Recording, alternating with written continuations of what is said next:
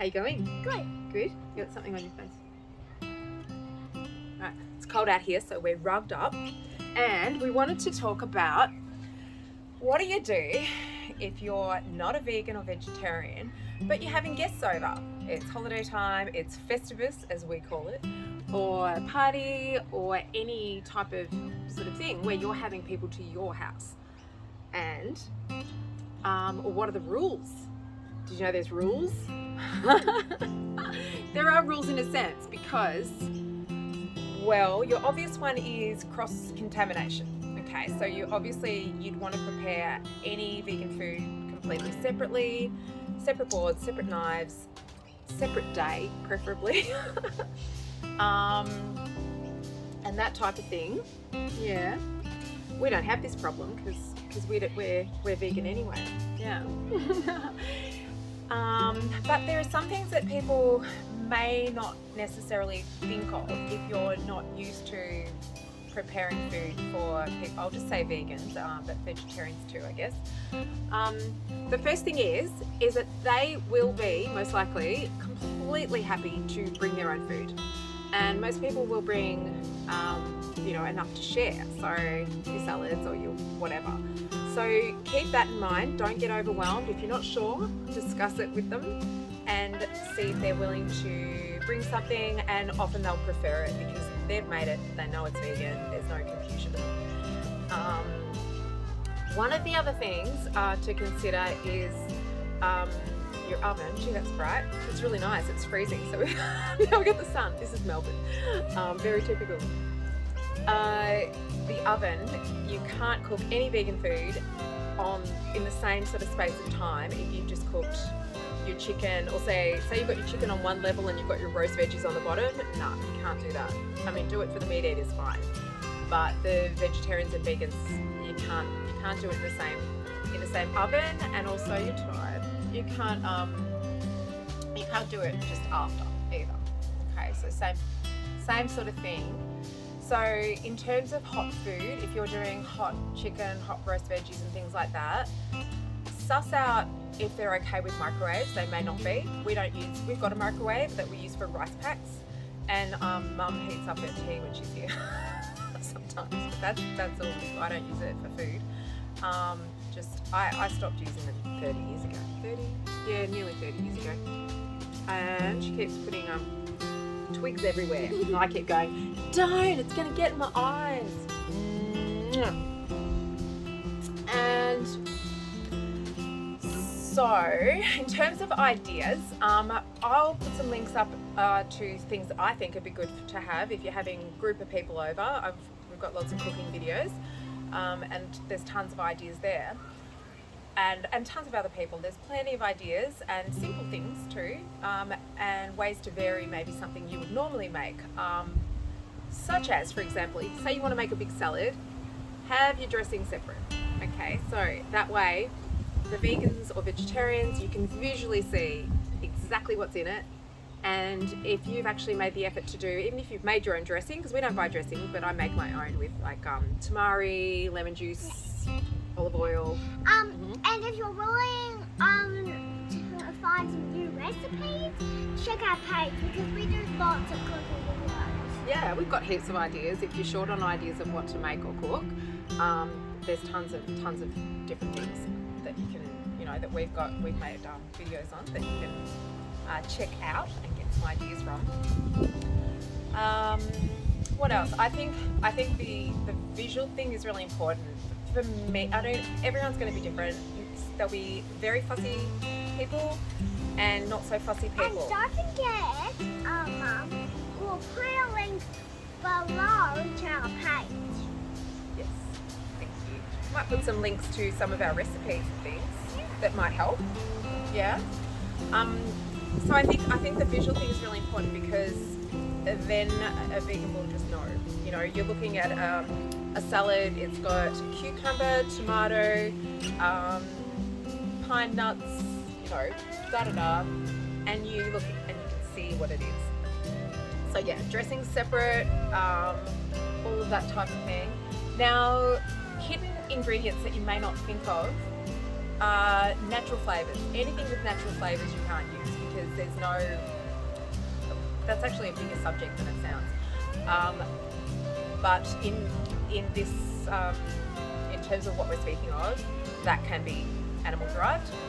I would also leave out all seed oils because it depends. It depends if the person's vegan for health reasons or if they care about health reasons. A lot of people are not vegan for that reason at all. I care about both, so I'd be vegan anyway, but I also love learning about health and trying to apply it and all that sort of thing. I say trying to apply it because she loves animals. I've still got more to figure out, I reckon. She loves animals too. I do. Do you want to hear the story of when I became vegan? Yeah. It was vegetarian at first. Alright, I'll tell Ocean and I'll tell you guys too.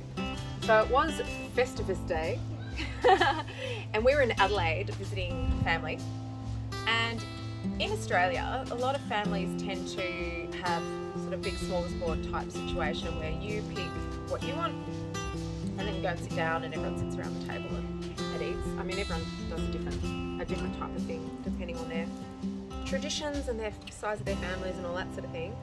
But we were over there and I really missed all my animals. I had rabbits and cats and turtles and fish and guinea pigs and quails and I don't know. I know I counted that I had 13 different types of pets when I was little. And I loved them, especially my cats. And being away from them, I didn't like that. So I was 9 years old. And I remember getting salad and different things, serving it up and putting a bit of the chicken on like I normally would, but something just changed. They'd call that a wake up. Like, it was just that aha moment. I put it on there and I remember going over to the table and sitting down and I felt like everything had slowed down. Like everyone was talking and doing their own thing and I felt like I was suddenly in this other little world. And I ate around it and I just kept sort of looking at it thinking, if that was my cat, I wouldn't eat it. If that was, and then I thought, hang on, if this had been my pet chicken, then I wouldn't eat it. So just because I haven't met it, is that why it's okay to disassociate that care and that emotion? And I decided that it wasn't right because there was for me, if there was no animal that, I would meet and then putting it all over the rug and not want to care for them instead of feed them. Okay, so if you're having people over, one person's vegan or your niece and your nephew is, or you're having a whole family, so find out what do they want to bring, what do they like. Think about, ask them what sort of hidden ingredients might you have to look out for, like natural flavours or the seed oils or different things like that. The seed oils are vegan, but they're not good for you, so a lot of vegans wouldn't help people in general, wouldn't use those. And think about easy to see food that is vegan, easy to, you picture it and you're not like, oh, what sort of cheese is that? And, so simple types of foods. And keep in mind that they won't mind, right? If everyone's having hot food, they're having their hot chicken or whatever you're doing, they won't mind that theirs is not hot or all of that sort of thing. So basically, they don't want to be putting anyone out. So they will put in effort to bring some stuff if need be. And they won't mind if their meal is a cold meal instead of hot. Check the microwave issue, things like that. So you can kind of work out what are you guys having and what complements that, and make enough for everyone. You might want to do all salads and have snack bowls of nuts and different things like that, and maybe fruit salad for dessert. I don't know. I mean, we used to do years ago. Well, I didn't make it. It was Nana, and we used to do the coins in the pudding thing, the traditional type of thing. But that was Festivus. What else, Ocean? Do you have any ideas? Well, not really. Oh, not really. So ask me some questions too in the comments if you have any specific questions about how to cater for people when they do come, and maybe what sort of ingredients to use or what ones to watch out for. Because also some people may not be having certain things that you might think, say vegan sausages, I got vegan patties or something. Someone like me be like, I'm not eating them. I'm not eating them. I don't want packet meat, fake meat. So a lot of us will not touch the fake meat stuff. The junk food vegans, as I call them, they'll go for all of that stuff. So it depends on maybe the reasons for why they've gone vegan and how serious they are about it. At my brother's second wedding, when I say second, he had a wedding and he had an Indian wedding a couple of days later. And at the Indian wedding, there were vegans there. I didn't know them. And then I found out at the end they were eating the cake because, oh, it's cake. And I'm like, they're not vegan, right? Okay. So find out if the people that you're having over really are proper vegans and actually care about the real stuff, or if it's a novelty or more of a plant-based kind of thing, because there's a lot of people that do that too. Just sort of, do you know about meatless Mondays and stuff like that? Have you heard of that? So, stop the hair. So some people try not to have any meat on a certain day of the week, and a lot of people are interested in doing it for lots of different various reasons. Yeah. So I guess you don't have a lot to say on the topic. No, because if you had vegan guests, it wouldn't be hard. We just have normal stuff. All right, keep all those things in mind and ask questions, ask me questions if you want to, and we'll do our best to answer them. If you can't keep the things in your mind, which is video again. Yes. Please like, subscribe, and share. Yeah. Thank you, darling. All right, have a really good end to the year and a really good start to the year. My favourite festival is New Year's Eve, but I don't think we really are going to do anything. We might stand up on the top of a hill somewhere and see if we can see the fireworks. Yeah, fireworks not vegan though, so I don't know. I don't know, a lot of us don't like fireworks because of what it does to the dogs and babies, things like that, and also the cost.